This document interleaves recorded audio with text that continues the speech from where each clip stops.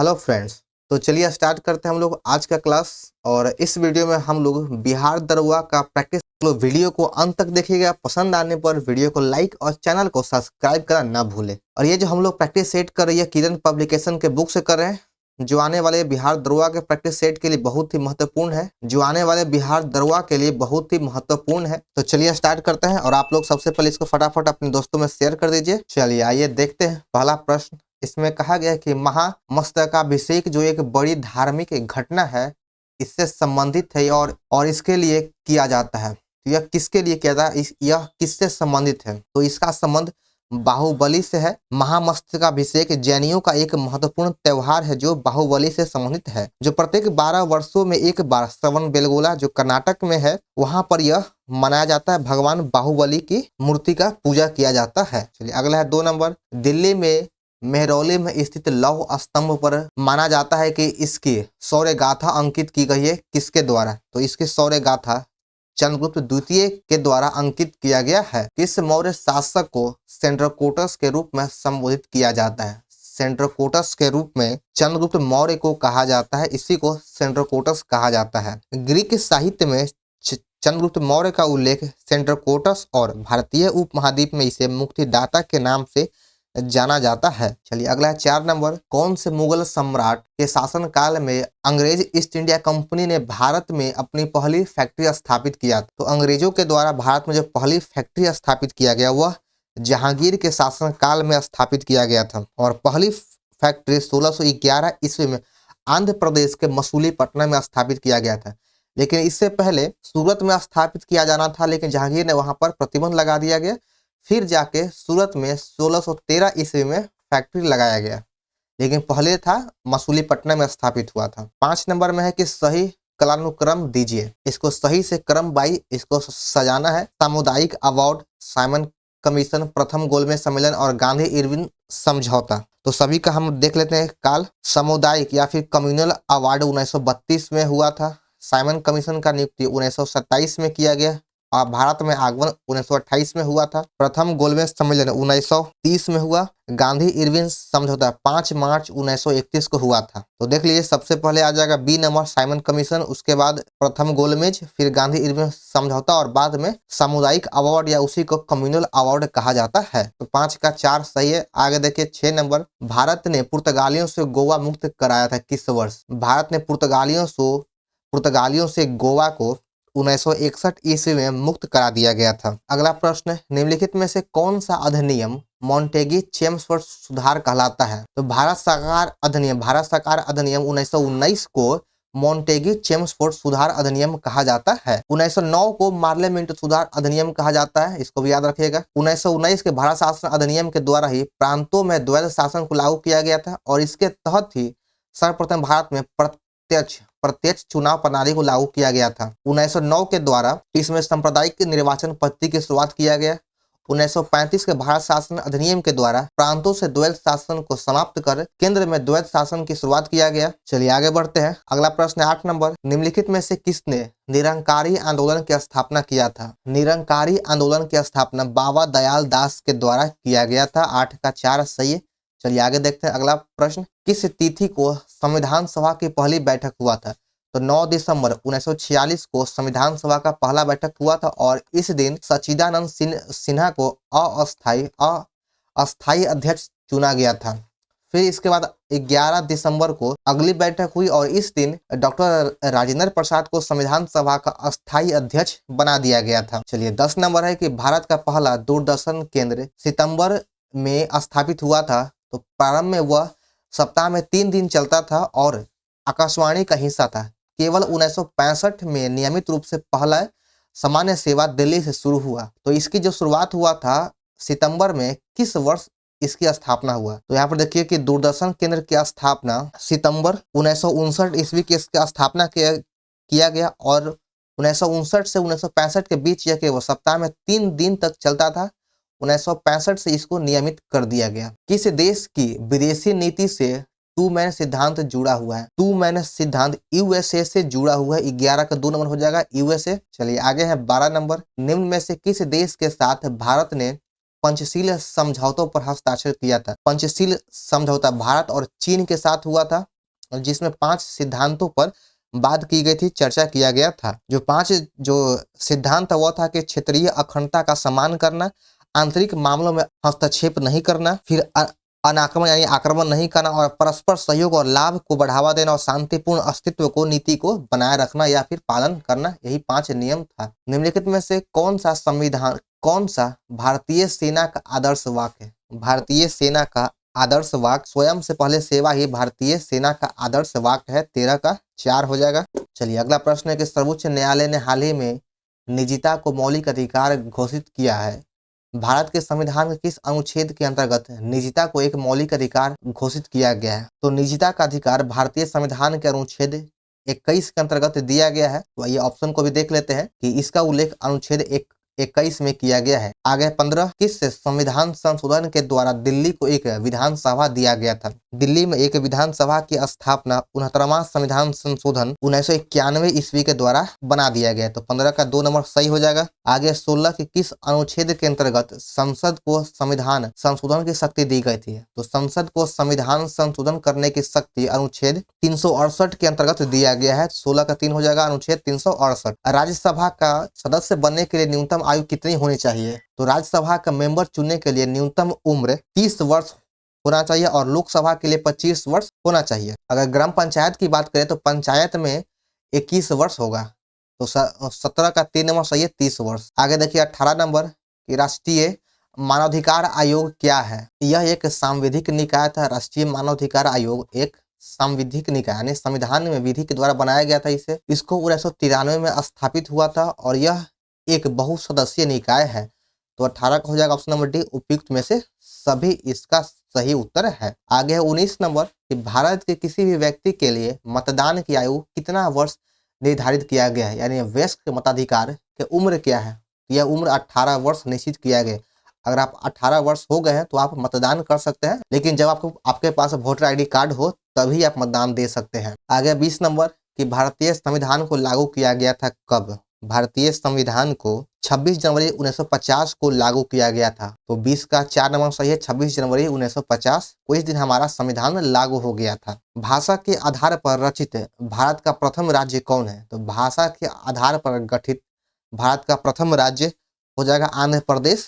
21 का 1 नंबर सही है, आंध्र प्रदेश प्रथम राज्य है। अगला प्रश्न है 22 नंबर के संवैधानिक उपचारों के अधिकार को किसने कहा हमारे संविधान का हृदय और आत्मा पुकारा है? यह किसका कथन था? तो यह जो कथन है यह डॉक्टर भीमराव अंबेडकर का है। इन्होंने ही कहा था कि संवैधानिक उपचारों का अधिकार, या इसका उल्लेख अनुच्छेद 32 में किया गया है। यह संविधान के हृदय और आत्मा है। किस वर्ष श्रीलंका एक स्वतंत्र देश के रूप में अस्तित्व में आया था? तो श्रीलंका जो है एक देश के रूप में 1948 में अस्तित्व में आया। 23 का 4 सही है, 1948। चलिए आगे है 24 नंबर ग्राम सभा का सदस्य बनने की न्यूनतम आयु क्या है? तो हम पहले भी बोल चुके हैं आपका कि ग्राम सभा के सदस्य बनने के लिए न्यूनतम उम्र हो जाएगा 18 वर्ष, लेकिन ग्राम पंचायत में चुनाव लड़ने के लिए उम्र होता है 21 साल, लोकसभा के मेंबर बनने के लिए 25 साल और राज्यसभा के मेंबर बनने के लिए 30 साल उम्र होना चाहिए। तो इसमें 24 का हो जाएगा ऑप्शन नंबर 2 सही है। नीचे कुछ क्षेत्रों के नाम उसके संबंधित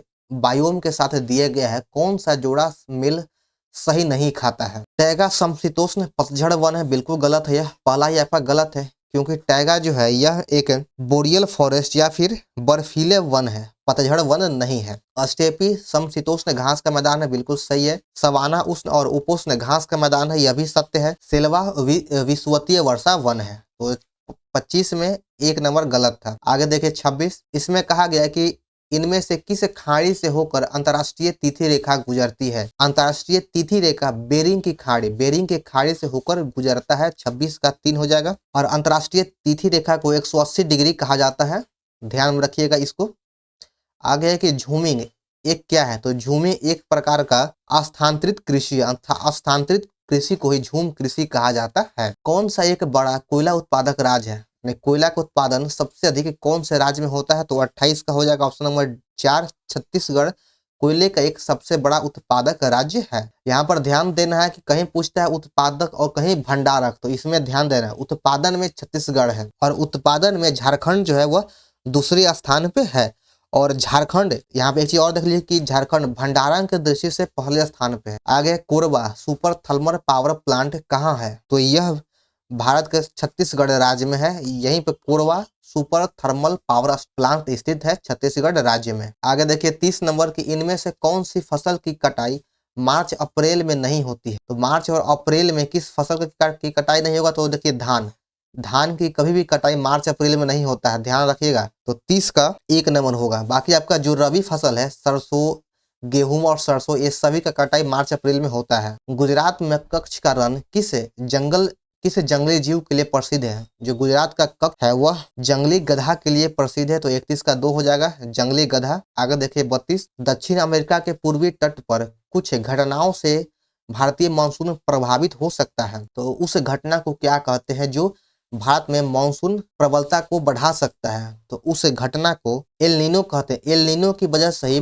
भारतीय जो मानसून है उस पे प्रभाव पड़ता है। कौन सी एक खरीफ फसल नहीं, इन चारों ऑप्शन में से कौन खरीफ फसल नहीं है, तो देखिए गेहूं तो रबी फसल है, तो बस यही पूछ रहा कि खरीफ फसल कौन नहीं है, तो यहाँ पे गेहूं रबी फसल है, तो 33 का 4 हो जाएगा। बाकी ज्वार, मक्का, मूंगफली ये सभी खरीफ फसल है। चेक का कैंसिलेशन डैश के पूरे हस्ताक्षर से किया जाता है, तो चेक का जो कैंसिलेशन है वह अर्हता के पूरे हस्ताक्षर के साथ किया जाता है। 34 का 2 नंबर सही हो जाएगा। आगे देखिए 35 नंबर, इसमें कहा गया कि भारत में 1 रुपए का नोट और सिक्का एवं 50 पैसे का सिक्का किसके द्वारा जारी किया जाता है, तो अब तो 50 पैसे का सिक्का समाप्त हो चुका है, लेकिन भारत में 1 रुपए का सिक्का और नोट केंद्र सरकार के द्वारा जारी किया जाता है। तो 35 का 2 हो जाएगा। और 1 रुपए से ऊपर के जितने भी सिक्के और नोट हैं वो सभी भारतीय रिजर्व बैंक यानी आरबीआई के द्वारा जारी किया जाता है। आगे 36 नंबर, धन के प्रयोग के बिना वस्तुओं का आदान प्रदान किस प्रणाली के अंतर्गत आता है,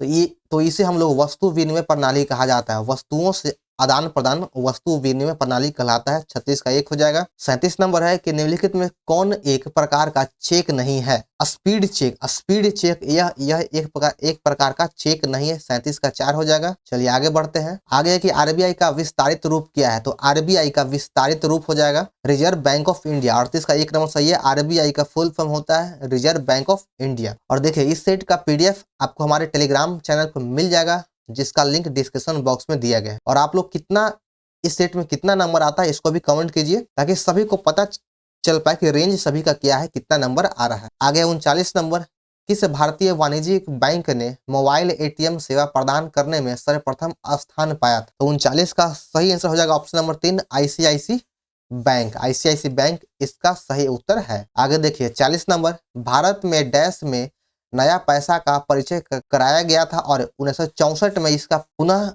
नामकरण किया गया। तो भारत में पैसे का जो नया परिचय कराया गया वह 1957 में किया गया था। तो 40 का 1 नंबर सही हो जाएगा 1957। आगे है 41 नंबर, किस बैंक ने टैप एन पे नामक नई अभिनव एनएफसी नियर फील्ड कम्युनिकेशन आधारित स्पर्श रहित भुगतान पद्धति की घोषणा किया था, तो 41 का सही आंसर हो जाएगा ऑप्शन नंबर 3 आईसीआईसी बैंक के द्वारा किया गया है। आगे देखिए नीति आयोग में नीति से क्या तात्पर्य, यानी नीति आयोग का फुल फॉर्म, नीति का फुल फॉर्म पूछ रहा है, तो इसका फुल फॉर्म होता है national institution for transforming India, इसका विस्तारित रूप है। और नीति आयोग को योजना आयोग के स्थान पर इसको स्थापित किया गया है। चलिए आगे देखिए, बैंकों में जमा की गई रकम जिससे पूर्व निर्धारित समय अवधि से पूर्व आहरित नहीं किया जा सकता उसे क्या कहते हैं, तो इसको सावधिक जमा कहा जाता है। जो समय से पहले आप इसको नहीं निकाल सकते हैं, इसको सावधिक जमा कहा जाता है। 44 नंबर में कहा गया है कि किस एक संयंत्र है जो किसी वस्तु की दूरी और दिशा का पता लगा सकता है, उस संयंत्र को क्या कहते हैं, तो उसको रडार कहा जाता है। हम रडार के माध्यम से किसी वस्तु की दूरी या उसकी दिशा को पता लगा सकते हैं। चलिए आगे है 45 नंबर कि वायुमंडलीय दाब किसके द्वारा मापा जाता है, तो वायुमंडलीय दाब को बैरोमीटर से मापा जाता है। चलिए आगे देखिए 46 नंबर, इसमें कहा गया कि प्रकाश वर्ष की एक मापन इकाई, यानी प्रकाश वर्ष किसकी इकाई है, तो यह दूरी की इकाई है। प्रकाश वर्ष दूरी का इकाई है। पलायन वेग की दर क्या है, तो देखिए यहाँ पे कंफर्म नहीं किया, तो यह पूछ रहा है कि पृथ्वी के की पलायन वेग क्या है, तो पृथ्वी का पलायन वेग 11.2 किलोमीटर प्रति सेकेंड है। यहाँ पर ध्यान दीजिए किलोमीटर प्रति सेकेंड होता है, तो 47 का 2 नंबर सही हो जाएगा। बहुत आपको ऑप्शन में किलोमीटर प्रति घंटा देगा तो वो आपको फंसाने के लिए देता है, तो यहाँ पर ध्यान रखना है किलोमीटर प्रति सेकंड। और सूर्य का पलायन वेग 42 किलोमीटर प्रति घंटा होगा। आगे देखिए 48 नंबर की यातायात को रोकने के लिए यातायात संकेत में लाल प्रकाश का उपयोग किया जाता है, क्यों? तो लाल प्रकाश का उपयोग इसलिए करते हैं क्योंकि इसका तरंगदैर्घ्य अधिक होता है और इसका अपवर्तन बहुत कम होता है, या प्रकीर्णन इसका बहुत ही कम होता है। तो 48 का 3 नंबर है कि यह कम से कम प्रकीर्णित होता है और आसानी से लंबी दूरी से इसे सूचित हो सकता है या फिर दिखाई देता है, इसलिए 48 का 3 सही है। संघनन प्रक्रिया से संदर्भित है, तो संघनन प्रक्रिया का संदर्भ हो जाएगा कि जलवाष्प का इसके द्रव के रूप में परिवर्तन होना, इसी को संघनन कहते हैं। यानी जलवाष्प का पुनः द्रव में परिवर्तित होना, इसी को संघनन प्रक्रिया कहा जाता है। आगे 50 नंबर, तीव्र प्रजनक रिएक्टर में कौन सा ईंधन इस्तेमाल किया जाता है? तो तीव्र प्रजनक रिएक्टर में प्लूटोनियम का उपयोग किया जाता है। 50 का 2 हो जाएगा प्लूटोनियम। एक नाभिकीय संयंत्र में एक मंदक का कार्य करता है, कौन? तो एक नाभिकीय संयंत्र में मंदक के रूप में, तो देखिए यहाँ पर दिया है कि मंदक क्या है, यहाँ पे ये पूछा है। तो मंदक जो होता है वह न्यूट्रॉन की गति को कम कर देता है, न्यूट्रॉन की गति को धीमा कर देता है, तो वही मंदक का काम है। फोटोवोल्टाइक सेल बनाने के लिए कौन सा प्रमुख मूल द्रव्य इस्तेमाल किया जाता है? तो इसमें फोटोवोल्टाइक सेल में मूल द्रव के रूप में सिलिकॉन का उपयोग किया जाता है। 52 का 4 हो जाएगा सिलिकॉन। आगे 53 नंबर कि कौन से हाइड्रोकार्बन के एलपीजी मुख्य घटक होता है? तो एलपीजी का मुख्य घटक प्रोपेन और ब्यूटेन होता है। 53 का 2 नंबर हो जाएगा प्रोपेन और ब्यूटेन। आगे देखिए 54 नंबर, बिना घुली सब्जियों जैसे कि बंद गोभी को खाने के परिणाम स्वरूप एक कृमि के संक्रमण के द्वारा मस्तिष्क प्रभावित हो सकता है और दौरा पड़ सकता है, और इस कृमि का नाम क्या है? तो इस कृमि को फीता कृमि कहा जाता है। 54 का 2 हो जाएगा फीता कृमि। निम्नलिखित में से कौन ग्रंथि नहीं है? इन चारों ऑप्शन में से कौन है जो एक ग्रंथि नहीं है? तो इसमें अमाशय एक ग्रंथि नहीं है, अमाशय ग्रंथि नहीं है। तो 55 का 3 नंबर सही हो जाएगा। अमाशय एक प्रकार का मांसपेशीय अंग है, यह मांसपेशीय अंग है। बाकी यकृत, किडनी और अग्नाशय यह एक ग्रंथि है, तीनों ग्रंथि है। निम्नलिखित में से कौन एक हार्मोन है? इन चारों ऑप्शन में से कौन एक हार्मोन है? तो यहाँ पर इंसुलिन एक हार्मोन है। 56 का 4 सही है, इंसुलिन हार्मोन है। प्राकृतिक चयन के सिद्धांत का प्रतिपादन किसने किया था? प्राकृतिक चयन के सिद्धांत का प्रतिपादन चार्ल्स डार्विन के द्वारा किया गया। 57 का 3 हो जाएगा। बहुत ही आसान प्रश्न है। आगे देखिए कि एंजाइम में पेप्सिन का कार्य क्या है? एंजाइम पेप्सिन का कार्य हो जाएगा, यह प्रोटीन को पेप्टोन में बदल देता है, प्रोटीन को पेप्टोन में बदलता है, यही इसका पेप्सिन का कार्य है।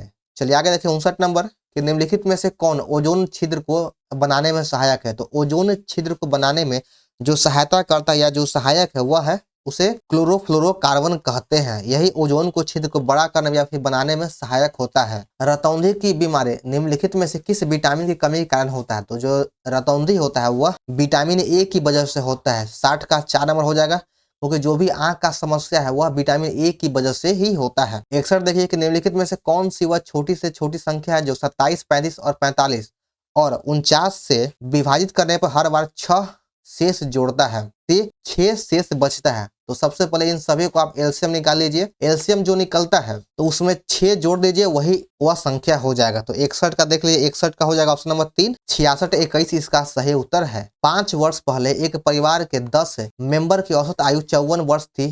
एक बच्चे को शामिल करने के बाद भी परिवार के सदस्यों की औसत उम्र 54 वर्षीय है, तो बच्चे की उम्र क्या होगा? तो 5 वर्ष पहले जो परिवार का उम्र था औसत उम्र 54 है, तो हो जाएगा 540 हो गया 5 वर्ष पहले। तो अब वर्तमान में उम्र कितना हो जाएगा? तो सभी का 5-5 वर्ष बढ़ जाएगा, तो 10 × 5 = 50 हो जाएगा। यानी वर्तमान में सभी का औसत उम्र 590 साल है। 590 साल उम्र हो गया, सभी का योग है। तो अब सभी का अब 11 मेंबर हो गया ना बच्चे को शामिल करके, अब भी उसका औसत उम्र 54 वर्षीय है। तो 54 में 11 से गुना कीजिएगा तो आ जाएगा 4, 5 और 9 और 5, 594 आ गया। तो बच्चे का उम्र हो गया 4 वर्ष। 62 का 2 हो जाएगा। बहुत ही सिंपल मैथ, भी इसमें ज्यादा हार्ड नहीं होता है, बहुत सिंपल होता है। आगे देखिए 63 नंबर कि एक उपकरण पर लागू होने वाला मूल्य हास्य 20% है, उस उपकरण के 3 वर्ष के बाद पूर्व कीमत की क्या होगी? तो पूर्व कीमत का कितना हो जाएगा? क्योंकि 20% हर साल घटते चला जा रहा है।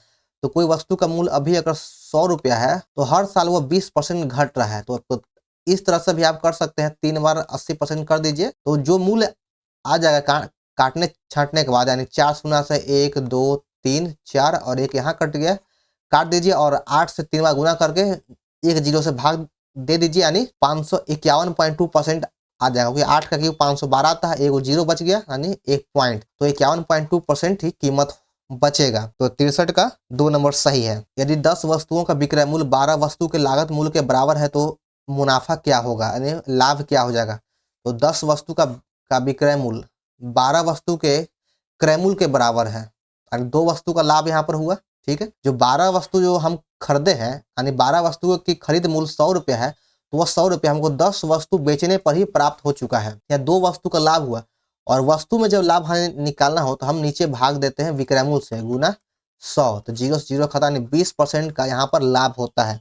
64 का 2 नंबर हो जाएगा 20% लाभ। आगे 65 नंबर की 5% साधारण ब्याज पर सालाना हर वर्ष 2500 रुपया ब्याज मिलने के लिए कितनी राशि निवेश करनी पड़ती है। तो ब्याज हमको इतना मिल रहा है हर साल, तो राशि कितना निवेश करना होगा, तो इसमें 50,000 राशि निवेश करेगा तब आपको 2500 रुपया ब्याज मिलेगा। आगे देखिए 66 नंबर, ए और बी 2 पाइप एक टंकी को 20 और 30 मिनट में भर सकता है। यदि दोनों पाइपों को एक साथ उपयोग में लाया जाता है तो वह टंकी को कितने समय भर देगा। तो बस 1/20 प्लस 1/30 कर दीजिए, इसका मान आ जाएगा 30 दूना 60, 20 तियारी और 30 दूना यानी 5/60 यानी 12 मिनट में यह भर देगा।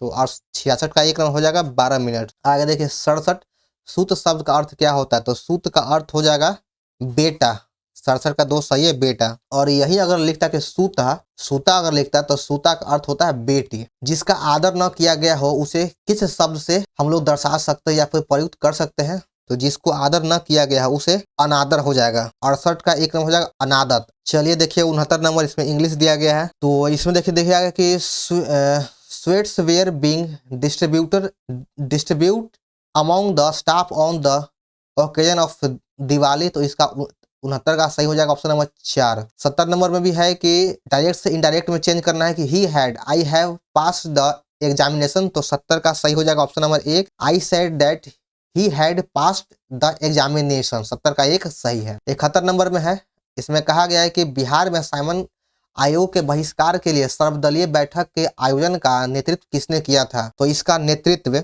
अनुग्रह नारायण सिंह के द्वारा किया गया था। अनुग्रह नारायण सिंह के द्वारा इसका बैठक का नेतृत्व किया गया था। कैमूर का पठार किस भौगोलिक क्षेत्र का हिस्सा है। जो हमारे बिहार में कैमूर का पठार है वह दक्षिण बिहार के मैदान का भौगोलिक विस्तार है। जनसंख्या की दशकीय वृद्धि की दृष्टि से बिहार का सबसे अच्छा प्रदर्शन करने वाला जिला कौन सा है। तो वह जिला का नाम है गोपालगंज। गोपालगंज में दशकीय वृद्धि दर सबसे अच्छा रहा। आगे देखिए 74 नंबर, बिहार राज्य में इथेनॉल की पहली फैक्ट्री किस जिले में खुल रही है या फिर किस जिले में स्थापित किया जा रहा है इथेनॉल की पहली फैक्ट्री। तो इसको बिहार के आरा जिला जिसे भोजपुर कहा जाता है, यहीं पर इथेनॉल की पहली फैक्ट्री स्थापित किया जा रहा है। आगे देखिए कि एक डिजिटल फोटोग्राफर का रेजोल्यूशन किसमें मापा जाता है। तो फोटो जो होता है उसको पिक्सल में मापा जाता है। फाइल एक्सटेंशन .avi का संबंध किससे है। तो .avi का संबंध वीडियो से है। जो AVI फाइल है वह वीडियो का होता है। तो 76 का 3 हो जाएगा। आ गया 77 नंबर कि MS वर्ड में कंट्रोल S से क्या करते हैं। तो कंट्रोल S से डॉक्यूमेंट को सेव किया जाता है। तो यहाँ देखिए कि डॉक्यूमेंट को सामान्य नाम से सेव किया जाता है। तो 77 का 3 हो जाएगा। और ये जो अलग नाम से है ये कंट्रोल S शिफ्ट से होता है। ठीक है, आगे देखिए 78, अप्सरा, साइरस और जेरलिना का नाम क्या है। तो यह एक प्रकार का, ये तीनों जो है एक प्रकार का परमाणु रिएक्टर है। अप्सरा जो है परमाणु रिएक्टर है। 79 नंबर में है कि इको फ्रेंडली रॉकेट अंगारा किसके द्वारा विकसित किया गया था। तो अंगारा रॉकेट का विकास रूस के द्वारा किया गया। रूस के द्वारा इसका विकास किया गया है। अटल बिहारी वाजपेयी के साथ किसे भारत रत्न पुरस्कार से नवाजा गया था। तो अटल बिहारी वाजपेयी के साथ पंडित मदन मोहन मालवीय को भी भारत रत्न दिया गया है। तो 80 का 4 हो जाएगा। और इनको जो भारत रत्न मिला था वह 2014 में दिया गया था। और साथ ही ने प्रणब मुखर्जी को भी दिया गया था। 3 व्यक्तियों को दिया गया था, अटल बिहारी वाजपेयी, प्रणब मुखर्जी और पंडित मदन मोहन मालवीय को दिया गया था। चलिए आगे 81 नंबर, कालिदास सम्मान किस क्षेत्र में दिया जाता है। तो कालिदास सम्मान यह शास्त्रीय संगीत, शास्त्रीय नृत्य और थिएटर और प्लास्टिक कला प्लास्टिक कला के क्षेत्र में दिया जाता है, यानी उपयुक्त में से सभी इसका सही उत्तर होगा। 81 का 4 है। चलिए आगे 82 नंबर, मालगुडी डेज नामक प्रसिद्ध पुस्तक निम्नलिखित में से किस लेखक ने लिखी है? तो मालगुडी डेज के लेखक हो जाएगा आर.के. नारायण। 82 का 3 नंबर है, आर.के. नारायण इसके लेखक है। यह भी प्रश्न बहुत ही बदनाम है, वायरल है। भारत का अमर राष्ट्रीय वंदे मातरम, राष्ट्रीय गीत वंदे मातरम किसके द्वारा लिखा गया है? तो यह जो है यह बंकिम चंद्र चटर्जी के द्वारा लिखा गया है। हमारा राष्ट्रीय गीत है वंदे मातरम। और राष्ट्रीय गान कौन है? आप लोग कमेंट करके बताइए। आप लोग देखते हैं कितना लोग सही बताते हैं कि हमारा भारत का राष्ट्रीय गान कौन सा है, यह कमेंट कीजिए आप सभी लोग। आगे है कि श्रेष्ठ कलाकृति हंस दमयंती को किसने चित्रित किया था? तो हंस दमयंती को राजा रवि वर्मा के द्वारा चित्रित किया गया है। 84 का 2 हो जाएगा। आगे 85 नंबर, केंद्रीय रिजर्व पुलिस बल सीआरपीएफ के द्वारा भारत में किस दिन को शौर्य दिवस के रूप में मनाया गया है? तो शौर्य दिवस के रूप में 9 अप्रैल को मनाया जाता है। 85 का 2 हो जाएगा, 9 अप्रैल। अंतर्राष्ट्रीय नृत्य दिवस हर साल किस दिन को मनाया जाता है? तो अंतर्राष्ट्रीय नृत्य दिवस हर वर्ष 29 अप्रैल को मनाया जाता है। 86 का 4 हो जाएगा, 29 अप्रैल। विश्व बैंक के अध्यक्ष हमेशा इसके द्वारा मनोनीत किए जाते हैं। तो विश्व बैंक का जो अध्यक्ष होता है वो हमेशा अमेरिका के द्वारा मनोनीत किया जाता है। 87 का 3 हो जाएगा, अमेरिका। आगे देखिए 88 नंबर, कि निम्न में से कौन सार्क का भाग नहीं है? सार्क का देश कौन सा देश है जो सार्क का मेंबर नहीं है? तो सार्क में 8 देश होते हैं। तो अफगानिस्तान है, नेपाल भी है, भारत भी है, लेकिन म्यांमार नहीं है। 88 का 3 हो जाएगा। सार्क में हो जाएगा श्रीलंका। नीचे से देखिए कि नीचे से कौन कौन देश, तो इसमें है मालदीव, श्रीलंका, भारत, पाकिस्तान, अफगानिस्तान, नेपाल, भूटान, बांग्लादेश इसमें शामिल है। और सार्क का मुख्यालय हो जाएगा काठमांडू। आगे के 89 नंबर, अंतर्राष्ट्रीय सौर गठबंधन का मुख्यालय कहाँ है? अंतर्राष्ट्रीय सौर गठबंधन का मुख्यालय भारत में स्थित है, गुरुग्राम में इसका मुख्यालय है, हरियाणा के गुरुग्राम में। टीम बोस्टन रेड सॉक्स किस खेल से संबंधित है? टीम बोस्टन रेड सॉक्स का संबंध हो जाएगा 4 नंबर, बेसबॉल से इसका संबंध है। आगे देखिए 91, राजीव गांधी खेल रत्न पुरस्कार पाने वाले पहले व्यक्ति कौन था? तो इस पहले व्यक्ति का नाम हो जाएगा विश्वनाथ आनंद। राजीव गांधी खेल रत्न पुरस्कार विश्वनाथ आनंद को दिया गया था।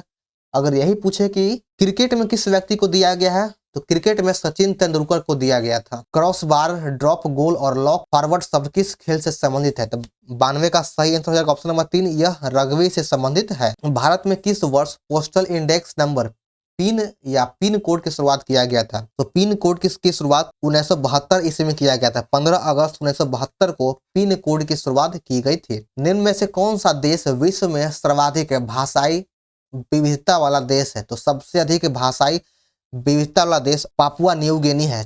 94 का 4 हो जाएगा, पापुआ न्यू गिनी। 95 में है कि भारत ने सबसे अधिक वन क्षेत्र लाभ वाले शीर्ष 10 देशों में कौन सा स्थान प्राप्त किया है? तो 95 का सही उत्तर हो जाएगा ऑप्शन नंबर ए, तीसरा स्थान प्राप्त किया भारत ने। संघाई सहयोग संगठन में एक नए सदस्य के रूप में कौन सा देश शामिल हुआ है? तो इसमें बेलारूस को शामिल किया गया। संघाई सहयोग संगठन में बेलारूस को शामिल किया गया है। किस कंपनी ने दुनिया की पहली सीएनजी संचालित बाइक लॉन्च किया है? सीएनजी संचालित बाइक को सर्वप्रथम बजाज के द्वारा लॉन्च किया गया है। बजाज के द्वारा इस सीएनजी बाइक को लॉन्च किया गया है। आगे देखिए 98 नंबर, कि प्रधानमंत्री नरेंद्र मोदी किस देश का सर्वोच्च नागरिक सम्मान Order of Saint Andrew the Apostle मिला? तो यह किस देश का सर्वोच्च सम्मान है? तो यह जो सम्मान है जो नरेंद्र मोदी को दिया गया, यह रूस का है। 98 का 3 हो जाएगा, रूस। अगला प्रश्न है कि फ्रांस की सेविलियर डे ला लीजियन डी होनूर या night of the national order of the French lesion पुरस्कार से किसे सम्मानित किया गया है? तो यह पुरस्कार बहुत ही लंबा है, लेकिन यह पुरस्कार जो दिया गया यह रोशनी नादर को दिया गया है। रोशनी नादर को दिया गया है। 99 का 2 नंबर सही हो जाएगा। आगे देखिए इस सेट का अंतिम प्रश्न कि इंग्लैंड को हराकर किसने अपना चौथा यूईएफ यूरो खिताब जीता है? तो 100 का सही उत्तर हो जाएगा option number D, Spain. Spain इसका सही उत्तर है। इंग्लैंड को हराकर किसने अपना चौथा यूएसएफ यूरो खिताब जीता है? तो स्पेन ने जीता है। तो चलिए यहाँ पर हमारा सेट नंबर 4 का डिस्कशन समाप्त होता है। तो आप लोग एक बार कमेंट जरूर कीजिएगा कि आप लोग कितना सही किए हैं और यह वीडियो कैसा लगा, आप लोग कमेंट करके जरूर बताइएगा। तो चलिए फिर मिलते हैं फिर नेक्स्ट वीडियो में। जय हिंद। और आप लोग इस वीडियो को दबाकर शेयर कीजिए अपने दोस्तों में जो बिहार दरोगा की तैयारी कर रहे हैं। तो चलिए मिलते हैं फिर नेक्स्ट वीडियो में। जय हिंद।